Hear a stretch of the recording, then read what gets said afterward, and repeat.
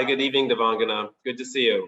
Good to see you too. It's like, I mean, it's just been a few days since I've seen you last, but it's good to see you in a professional capacity to talk about the work side of things. So I'll introduce you professionally in the best way that I know, which is you've been you're the managing director for the Mumbai operations, for the Asia operations for Mintz Group, but you've been with the company for the last 15 years and you've been in the space of corporate investigations.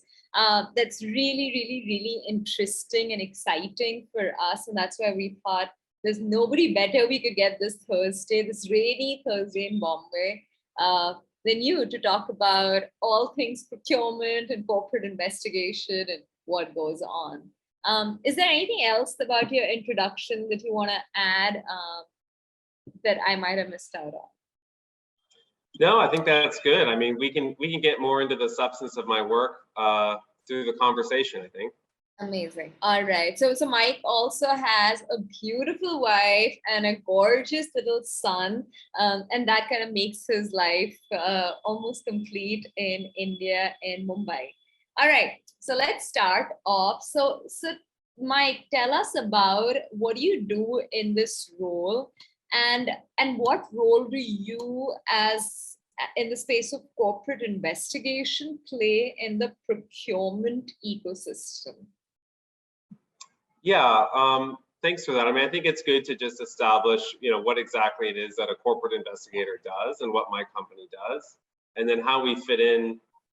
We play a fairly niche role in the ecosystem of procurement, but we do play a role. So I'm happy to talk to you about it today. Just taking a step back and talking about what the Mintz Group does and what I do. Corporate investigations is a rather broad space.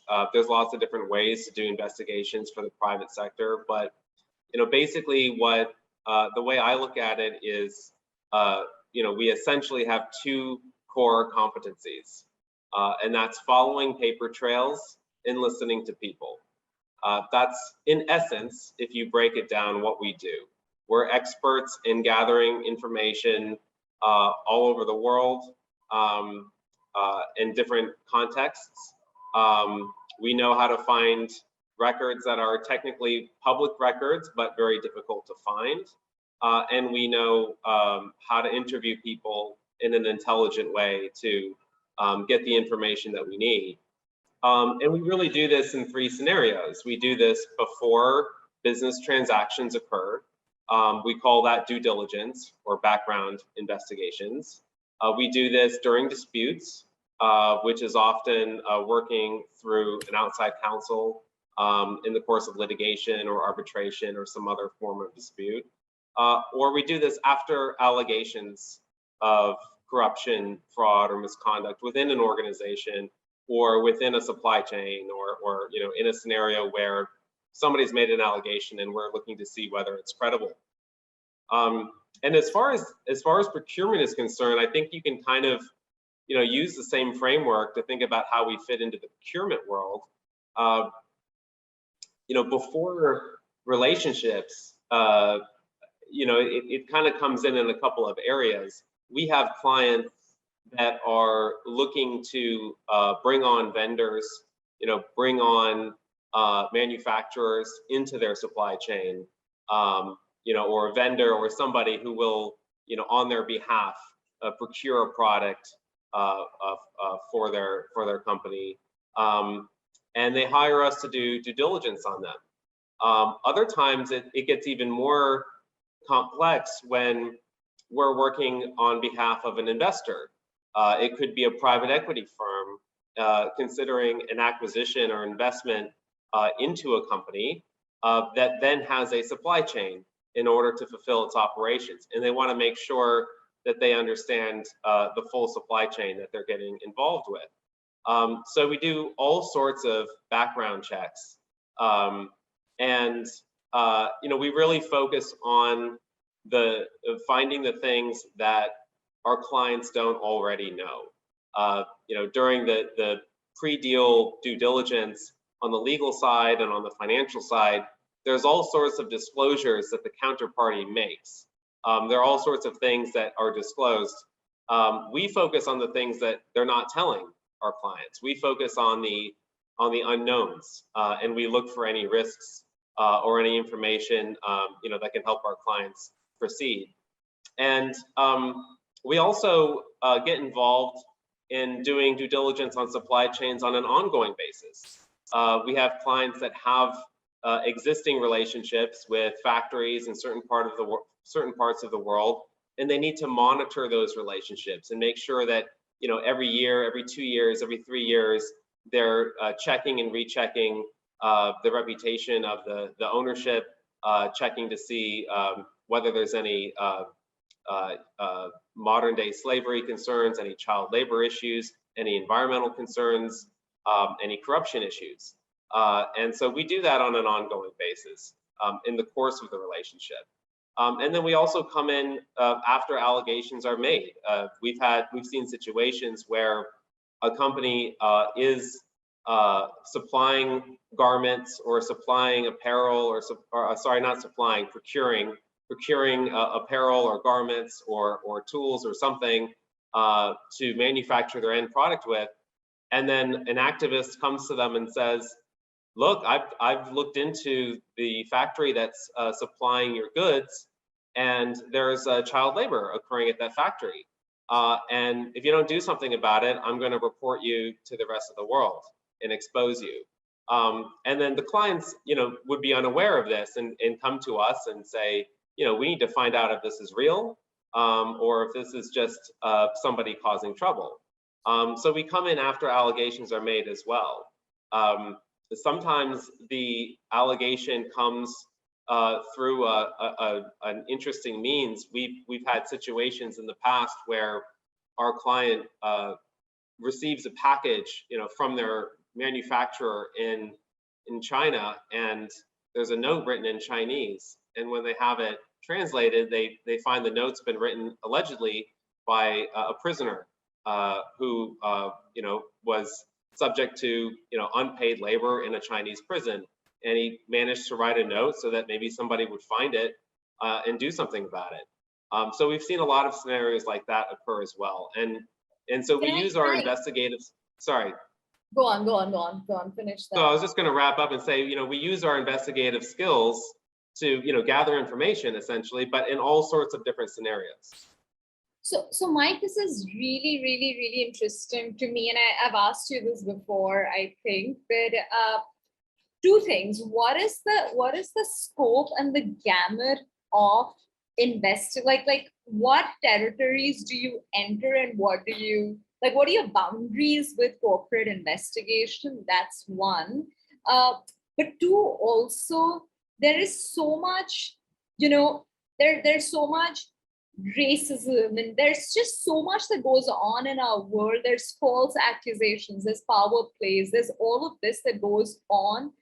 How do you manage to silently, precariously, beautifully do a good job and feel like this was thorough and what I've done is good? So A, like, what are your boundaries with the corporate investigation? But B, in this woke world that we live in, where because of the digital world that we live in, there's a lot more clashes than we'd otherwise have seen historically.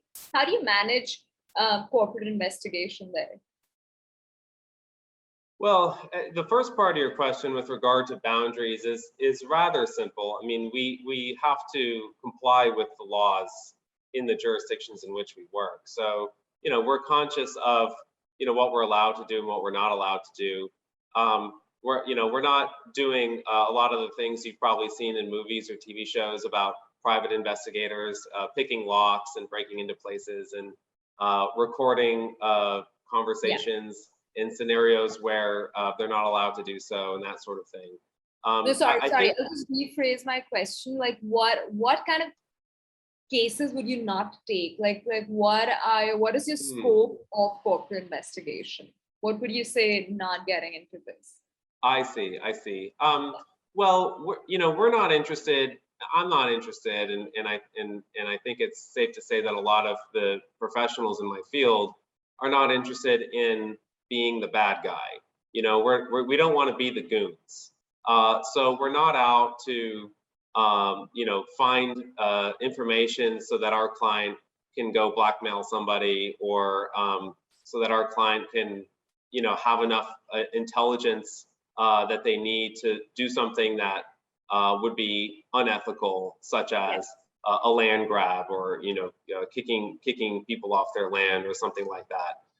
You know, we tend to work in a capacity where, you know, we're gathering the best information that we can so that our clients can make the right decision. And that right decision might be guided by the corporate ethics of the particular company and their own internal compliance, their own internal moral compass, if you will. Or it may just be to simply comply with the laws so they don't get fined or prosecuted or sued. But either way, you know, we're there to provide information to help somebody at the end of the day. We're not interested in working for a nefarious figure who we think might be doing something wrong themselves with the information we provide. Yeah. Okay, amazing. And then my second question was, like, how do you manage the role of corporate investigation in the very hyper digital world that we live in, where everybody is trying to trample over each other, or like side swipe, or do whatever else, right? Like how do you do a thorough job of it? What are some things that you keep in the forefront? Well, look, I mean, we have to be cognizant of all of the noise, right? I mean, on the one hand, we have access to more information now than we ever did before. But on the other hand, you know, I think what you're alluding to is the fact that, you know, people can post all sorts of nonsense on the internet, right? And that's actually where, you know, that's kind of why we are still and always will be relevant in some ways. I mean, you know, it used to be that as a private investigator, if you were going to go and find information, you know, before the internet, you know, you might go to the archives in the local library and read the old newspapers on the microfiche, and you'd go downtown and you'd talk to people and you'd knock on doors and you'd sit at people's kitchen tables. And that actually still happens in our field when we do have limitations as to what we can do online. But of course, we have access to a lot more information now with the internet and with various you know, database providers that help facilitate the access to information, right? But at the same time, you can't have a robot doing that research, even though it's online and you know, certainly you know, there are technologies now to kind of do that research automatically. You still need the human touch to be able to make sure that the information is passing the sniff test. You know, that we understand the source it's coming from. What is the publication? Who's posting it? What is their motivation? Do we even know who put that information there? Can it be corroborated? Does it add up with all of the other findings that we have? You know, so it's a process of constant digging, as well as constant verifying and cross-checking the information that we find. Crazy. So tell me, here in Bombay, do you like, would you be, I know you opened the office here about 4 years ago. Are you looking to like kind of get into the Bollywood entertainment side of corporate investigation? Do you already do some work there? Well, that's a good question. I mean, investigators sometimes do work on behalf of celebrities and entertainment companies for various reasons. You know, I wouldn't say that the entertainment business is a major source of clientele or a major subject of our work at this point in India, but you know, our firm, as well as many others, have, you know, worked for media companies and have worked for celebrities. Sometimes a celebrity will have an issue with their personal brand, you know, their likeness being used in a product in some part of the world without their authorization. There's copyright and trademark infringement happening all the time with popular brands and popular personalities. During the Me Too movement a few years back, there were a lot of senior executives and senior people within the entertainment business, particularly in the United States, who had allegations against them. And there were firms like ours that were being hired to do investigations to see if those allegations were true, often hired by a media company that employed that person. So certainly there's any sector that there is, any type of business, any type of industry can use this advisory work, this form of service. There's always a need for a detective somewhere in the picture. Love it, love that, amazing. This is really exciting stuff. Okay, so why did you, I mean, now I kind of see it, but I'm still going to ask you the question. Why did you get into something like corporate investigation? Well, for me, I mean, as you noted at the top of the interview, I've been in this business a long time. And I started out when I was, very new to my career, to working life, to adulthood. And, like many people at that age, I didn't know exactly what I wanted to do, but I was passionate about research and learning new things and understanding what's happening, and being very careful about understanding what the facts are and not making assumptions. The analytical side of the job appealed to me, and I was also an international affairs major at university who was very keen to explore the world, and I started exploring the world through the prism of an investigator's lens, and that also allowed me to travel a bit and end up here in India. So I'm very grateful for that opportunity.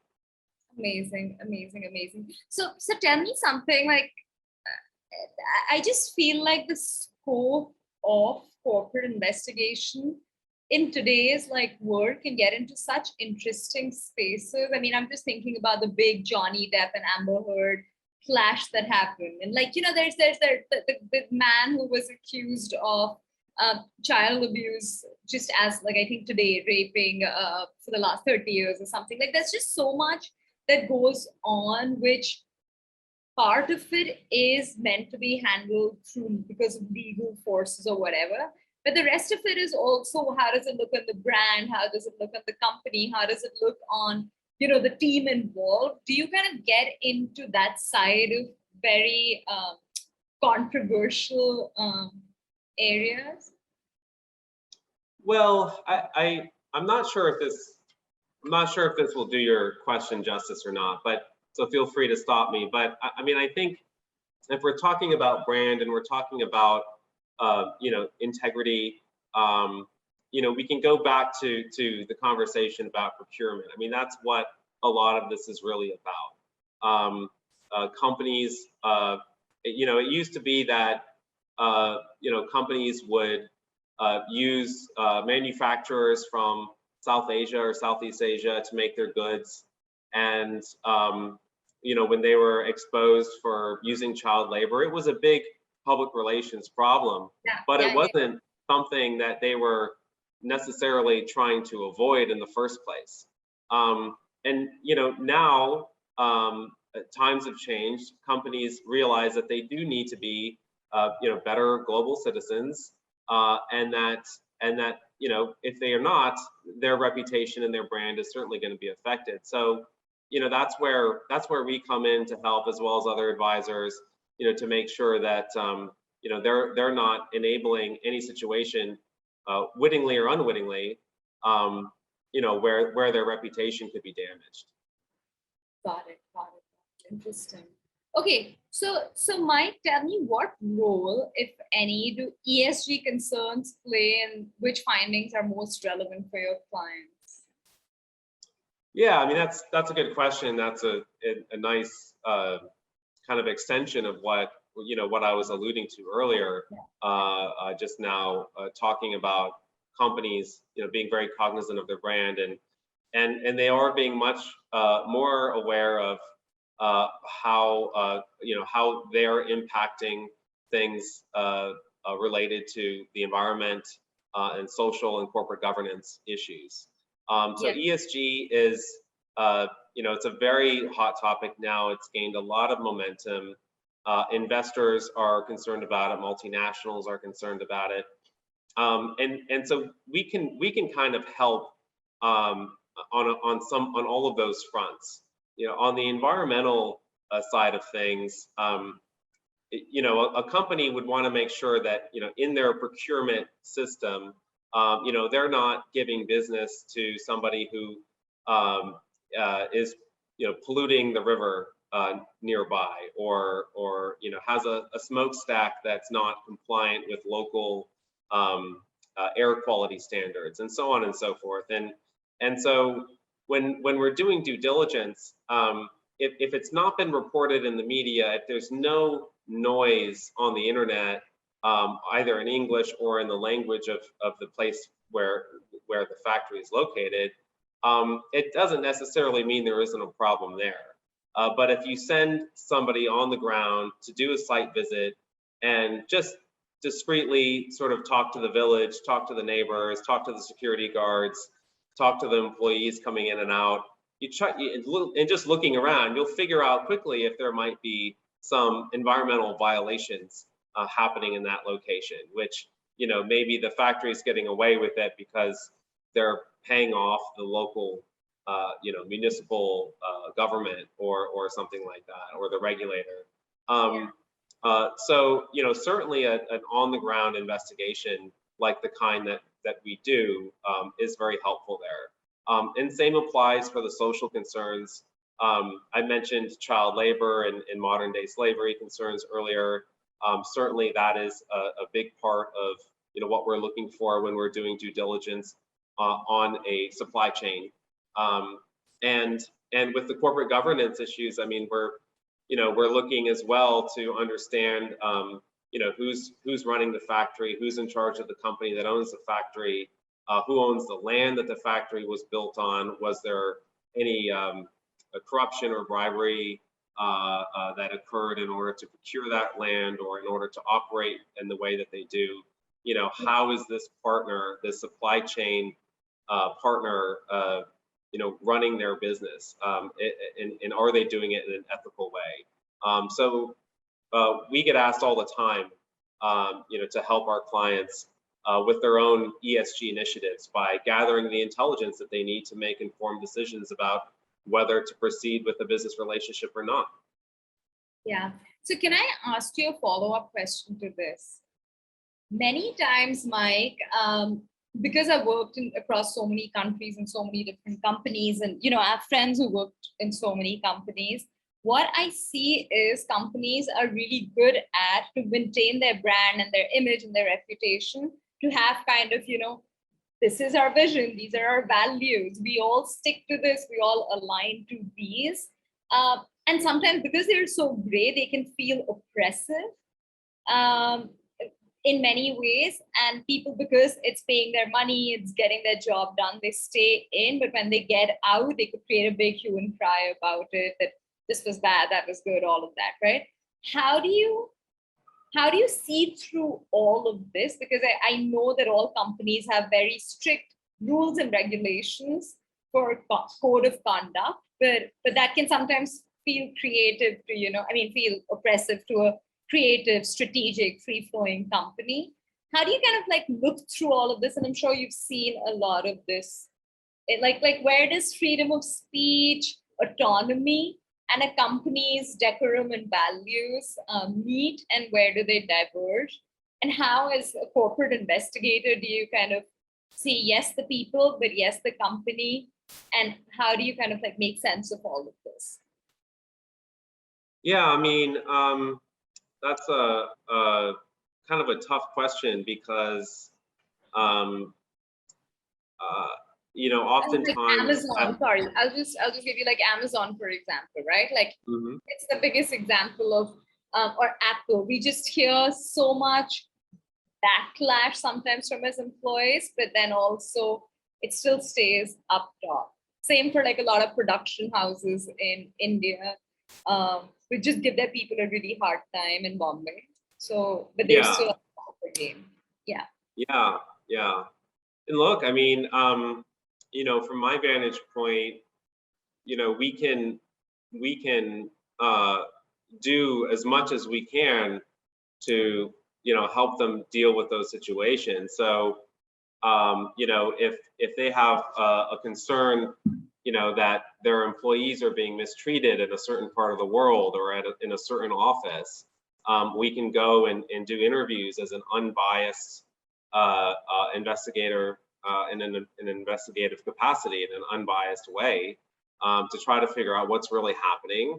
Whether somebody is kind of breaking the rules within the organization or mistreating somebody, and we can report our findings. Unfortunately, with the nature of our work, it's we are gathering facts, and we are certainly offering any kind of advice that we can based on our skill set. But at the end of the day, it's our clients who have to actually act, right? They have to make their decisions, based on the information we gather for them, as well as their own values. Yeah, yeah. And we do see situations where those are not necessarily aligned. Yeah, for sure. And Mike, tell me, like when you're doing your side of investigation, do you also look at, I know you look at the output metrics of what you see outside, but you also look at how many trainings are the team members, the organization going through, what kind of leadership lessons are they learning, what kind of just like the input that's going in, like do you kind of like look into that side of things, or you just look at the end product and what's visible out in the world? Yeah, we don't look so much at systems and processes within an organization. There are consultants who do work on that and do advise clients about best practices, especially in the procurement space, to make sure that compliance is occurring and that nobody's doing anything untoward. We really focus on the information that nobody's telling you. Other advisors are very good at going into an organization, asking for all of these disclosures about what they're doing, talking to some of the employees, and then coming up with a recommendation about how to improve best practices. We are sort of the ones that come in to figure out something that is not being learned through that process or through any other process that the company already has. Interesting. So Mike, like kind of building on what we were talking about, where you might present facts and data and all of that, but then the company who's investing or procuring or taking on another company might still just do their own thing. Give me an example. It doesn't have to even be a real life example, but give me an example of when that happens and in what situations does that happen. Well, I'll give you an example that's close to what I think you're referring to, and this is something that I've seen quite frequently, and it's a conflict within the organization, within the client organization, between different parts of the organization. You might have a scenario where there's a business team, and they want to do an acquisition, or they want to engage a certain third party to represent them, to do business in a particular country, and they're quite excited about having this deal go through because they've looked at the financials, like they've looked at the opportunity, and they know they can make a lot of money from it.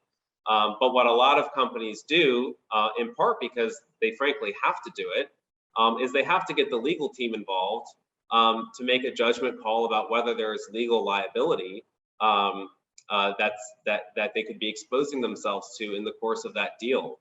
And that's usually when we come in. The legal team will hire the investigators to do the reputational due diligence, to find out, again, what's not being disclosed through kind of the legal and financial due diligence processes, what the counterparty is not telling them, And sometimes, we find information that is very credible and corroborated, very good intelligence and information from our research, that shows that the counterparty is engaged in activities such as bribing government officials. And something like that, if you're an American company or if you're listed on a U.S. stock exchange, you could be violating the Foreign Corrupt Practices Act, or if you're in the UK, you could be violating their anti-bribery legislation. There's so many ways to get in trouble by doing business with somebody like that. And so what will happen is we'll see the conflict arise from our findings, because we present our findings to the legal team. The legal team presents them to the business team, and the business team wants us to be wrong. They want to challenge what we found, because they know that it could potentially kill their deal. And there's a lot of opportunity cost in that. So that's an interesting thing to kind of observe. And usually it just requires us to answer some questions about the integrity of our work, but that's just normal. That's just part of what we have to do. How do you not burn bridges with the company that you're investigating? Because I can almost I can see that it can be anxiety provoking for the party that's being investigated or what you're looking at and all of that. So how do you maintain relationships, remain diplomatic, and not burn any bridges? Or you don't care about that stuff? Well, sometimes the counterparty that we're doing our due diligence on doesn't know, that we're doing it, right? Sometimes it's very discreet. Other times they do, and that's okay. It's kind of up to our client about how they want to manage that. And I don't think it's we don't burn bridges. I mean, if we were to do an investigation of a particular company and it ended in the sort of the loss of a deal happening, I suppose somebody could be aggrieved somewhere there.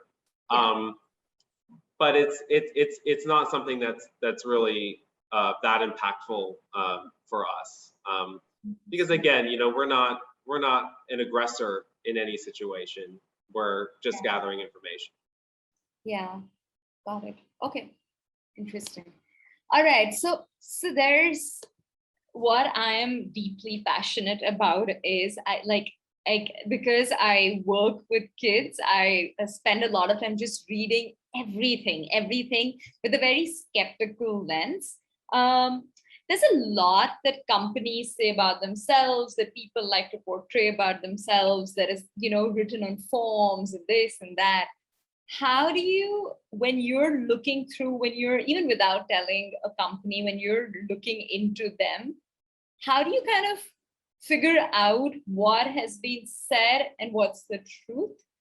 How do you cut through the, noise and, for the lack of a better word, crap? Yeah. I mean, that's just part of the job. I mean, we have to, if you're interviewing somebody face to face, and they're not telling you the truth, or they're not telling you everything, I suppose that there's some body language that you pick up on after some experience doing this kind of thing. But it's also a lot about just looking for the outliers, noticing the outliers in the information.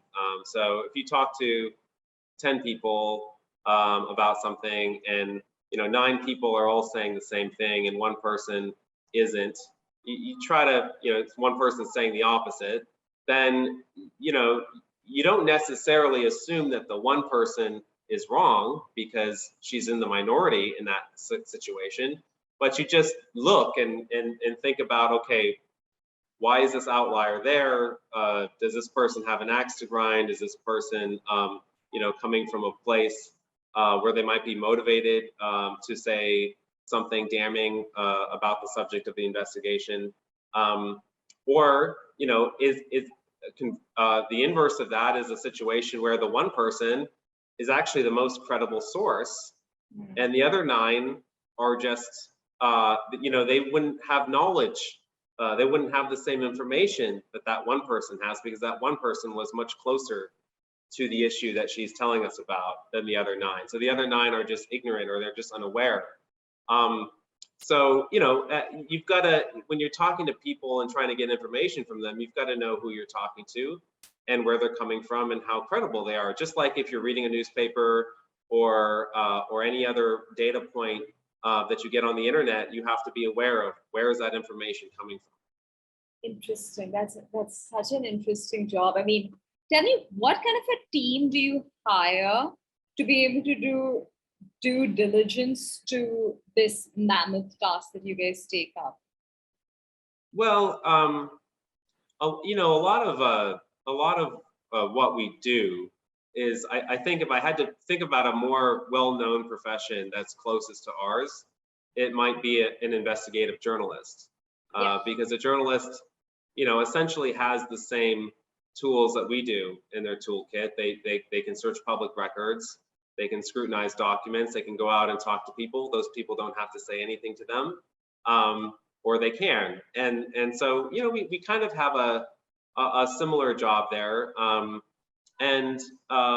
So, when we hire people, we've hired many people who used to be journalists. That's actually a very nice transition in a lot of situations, from journalism to corporate investigation. We also have a lot of people who were lawyers and decided, that they didn't want to practice law, wanted to do something that was kind of adjacent to law, but more interesting for them. So they get involved in investigation firms. We've also had librarians work for us. I mean, they're, professional librarians are the masters of getting information through, databases and online resources and such. People who are sort of the liberal arts majors and the people who are really into kind of reading and writing and analysis and critical thinking. That's roughly the profile of the people we like to hire. Interesting. That's super, super, super interesting.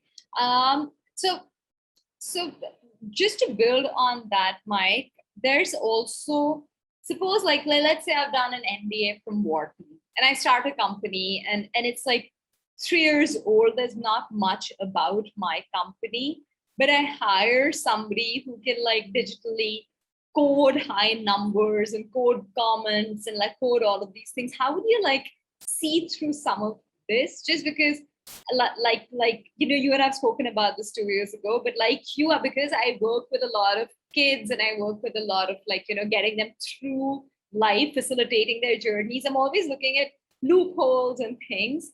How do you manage through some of this underbelly of what can happen digitally, right? Like there's a lot of coders and software developers and all of that that's come in, web developers that can just like boost your brand more than needed. So how would your team kind of look through some of that?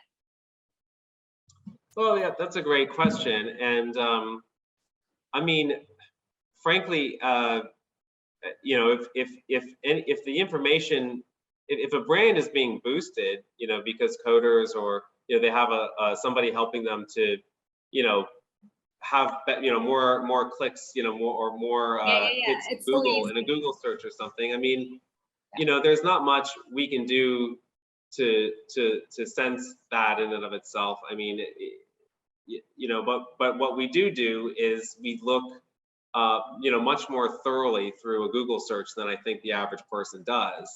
So, if somebody's put out, just, flooded the internet with positive information about themselves so that the negative information gets like pushed down to page 10 in Google, we're still going to find it because that's our job. So, I think with some of that stuff, it is what it is. It's out there. It's there to kind of deceive people. But if your profession is in finding truth, you don't get deceived so easily. Interesting. I love it. I think we should work together at some point on some things. All right. So this is like a lot of serious stuff that we spoke about. Tell me some fun stories of what goes on in this interesting world of corporate investigation. Okay. What do you like? What are Well, your favorite stories? well, I'll tell. I've told a couple of anecdotes already. I'll I'll give you a couple more examples of things that we've done in the in the procurement space. I would say, in terms of supply chains. We had a matter in the past working for an investor looking to invest in a wig manufacturer, and our job was to understand the supply chain of the wigs. So we had to figure out where all of the hair was coming from, and the wigs were being made primarily with human hair in a couple of countries in South and Southeast Asia. So we had to find out, okay, who's the supplier for the wig manufacturer in India? Okay, we'll go there. Now find out where that person gets the hair, and go there, and then find out where the next. And when you sort of keep peeling back the layers and finding where the supply chain starts, it's quite interesting. It's always fun to sort of see how the sausage is made, right? And in this case, there was a lot of hair being collected, comb hair, just being collected from like just women and just going door to door and giving a few rupees for some comb hair, and then using that and somehow turning that into like long strands of hair for wigs, dyeing it and putting it through this kind of process. So that was quite interesting. We've also done a lot of work that's a little more serious, I guess, but going back into the topic of manufacturing. Garment manufacturers in Southeast Asia have often been controversial, and so we've done a lot of due diligence on these factories to see whether they are, doing anything environmentally dangerous, whether they're treating their workers poorly, and whether they have ties to nefarious individuals or anyone that can be reputationally damaging. And sometimes we can kind of ride the business trends a little bit. When things change politically, we see that affect our work. When the country of Myanmar kind of opened up to the world and started liberalizing politically and economically around 2012, we suddenly had a lot of work in Myanmar, and it was very exciting. I was living in Hong Kong at the time, and I was frequently flying to Yangon and doing due diligence on, for supply chains and other things, and just learning a lot about that country and how it works. And then following the recent coup in that country, like that work has, a lot of it has stopped. So it's always interesting to see how the supply chains are shifting. I think there was a period of time when we thought we were going to get more supply chain due diligence in Myanmar and in Vietnam and Bangladesh at the beginning of COVID, when a lot of companies started talking about shifting their supply chains out of China, and many of them did. But Myanmar, again, wasn't as much of a beneficiary of that as we thought it might be because of the military coup that ousted the leader, and then Vietnam is doing very well. So a lot of the economic trends, a lot of the business trends globally are very much reflected in the type of business that we get in the jurisdictions that we work in. Yeah, wow, that's super fascinating. So tell me, like Myanmar is an outlier, Mike, but something like what's happening in Maharashtra right now, where there's like constant, or in India, right? There's constant shifting of power. Like, what have you seen impacted in terms of your supply chain because of that? Well, I don't see huge shifts in supply chains within India itself, but I mean, one thing I will say about that is like there are changes in power both at the central level and on the state level. And when our clients are looking for business partners, investment targets, vendors, suppliers, any kind of business partner, really, it doesn't have to be a supply chain thing, it could be anything. They are mindful and appropriately mindful of the kind of changing political winds in the country, and it is important to map out, you know, whether a business partner is, you know, well connected and sort of in favor of the BJP versus, you know, an opposition party. How are they at the state level? How are they at the central level? You know, that does affect business, right? That does affect one's standing and one's ability to do business. So we do have to look at the political relationships and sensitivities there. Interesting. So it's has it happened that everything is worked between company A and company B, but company B supports a certain political party, and that's why it would fizzle out? Well, it's usually a little more nuanced because, you know, company A might, you know, company A and B might be good with everybody, right? Yeah. I mean, that's really the strategy, because you know, if when Congress was in power in, you know, 2013, certainly there would have been a lot of speculation that the BJP could be coming in 2014, and, you know, I mean, people are very savvy about that. I love all of this stuff so much. Okay, anything else? Any other story like where things didn't work out, and, you know, any other story that you think?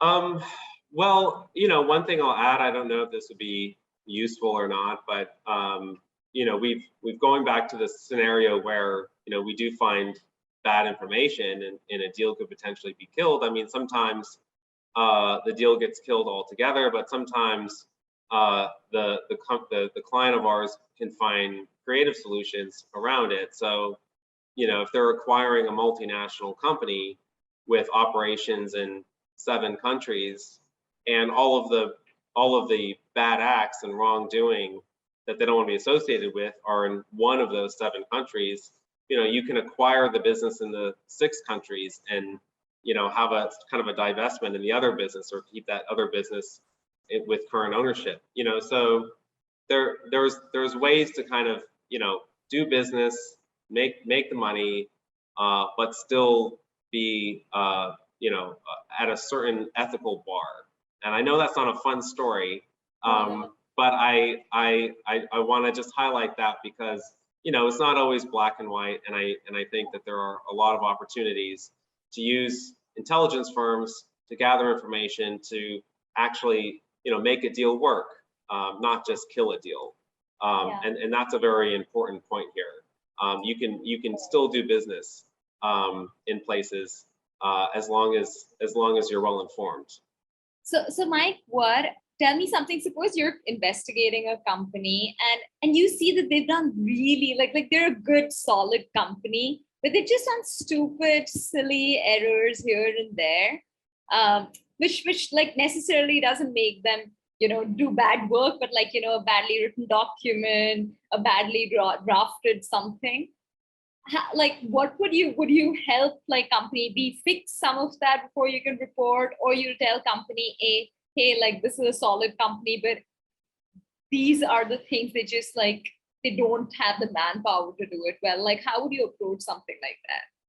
Yeah, I mean, most of our clients would be pretty sophisticated in that scenario. I mean, we'll report the information we find, and it's up to our clients to decide how they want to proceed. But, you know, if they can see that the silly mistakes are just that, you know, silly mistakes, oversight issues, then, you know, that's good for them. That's great intelligence, because they'll still probably do the acquisition or the deal or whatever.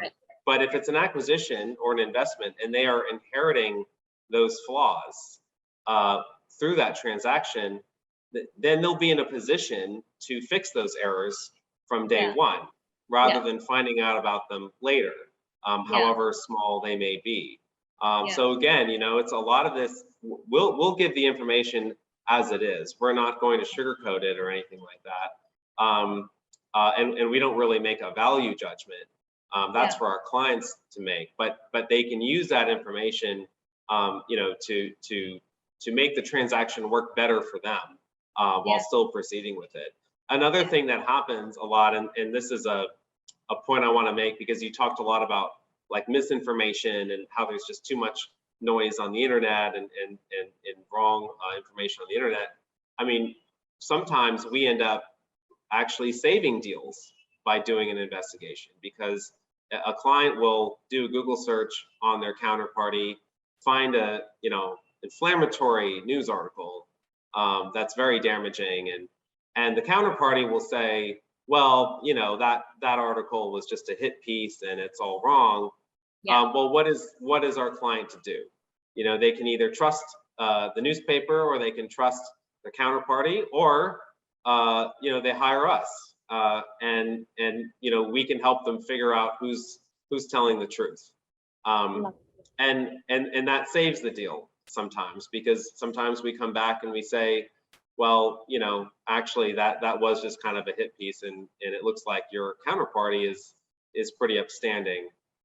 It can go the other way, of course, too. I mean, we've had situations where our client reads a few bad news articles, talks to their counterparty. The counterparty might leverage their own sort of the client's own ignorance.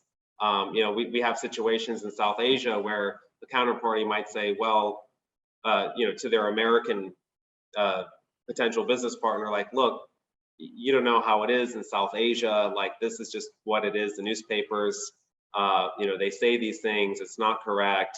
Or, I was only arrested for that because some political party changed power and I wasn't in favor with somebody. It was all just a corrupt thing, and then they hire us, and then we come in and find out that actually the person is just as bad as and worse than what you would read about in the press. So it can go in a few different directions. Love it. Okay, this is such interesting work.